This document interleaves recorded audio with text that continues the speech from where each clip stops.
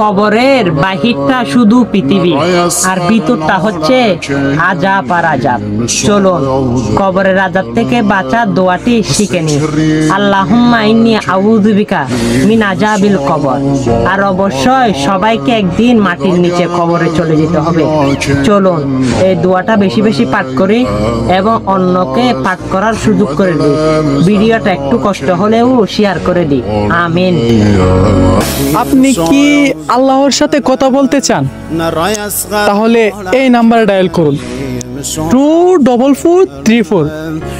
মানেটা বুঝতেছেন না?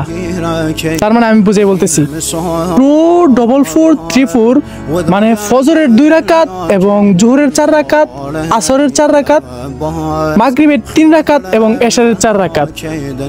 এই হলো সর্বমোট 17 রাকাত ফরজ নামাজ। আল্লাহর সাথে কথা বলে নিন। আর হ্যাঁ, এই ভিডিওটা শেয়ার করে দেবেন। এটা কিন্তু নামাজের দাওয়াত হবে আর আপনিও সবের অংশীদার হতে পারবেন। একটা কথা বলি, বলবো?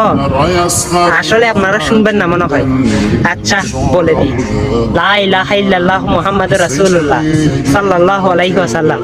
হ্যাঁ, আমি আপনাকে কালামার দাওয়াত দিলাম, যেটা তো আপনার জান্নাতের সঙ্গে হবে, কবরের সঙ্গে হবে আর হাসরের ময়দানের সঙ্গে হবে।